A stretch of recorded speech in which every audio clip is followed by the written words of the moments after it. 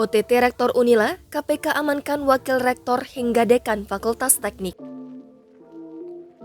Tim Penindakan Komisi Pemberantasan Korupsi atau KPK mengamankan Rektor Universitas Lampung, Profesor Karomani dalam operasi tangkap tangan kali ini, dilansir dari tribunnews.com. Selain Karomani, KPK turut mengamankan Wakil Rektor hingga Dekan pada OTT tersebut.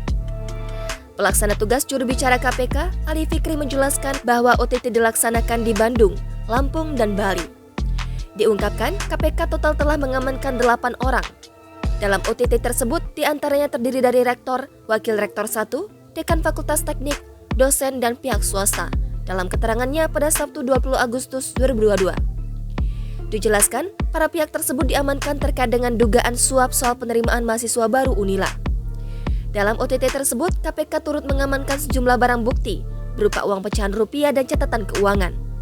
Sebagai informasi, Karomani serta pihak-pihak lainnya yang diamankan pada OTT dini hari tadi sudah dibawa ke Gedung Merah Putih KPK Jakarta.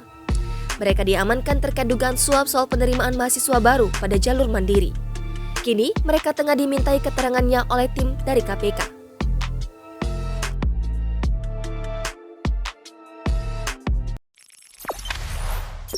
Jangan lupa subscribe, share, komen, dan like ya!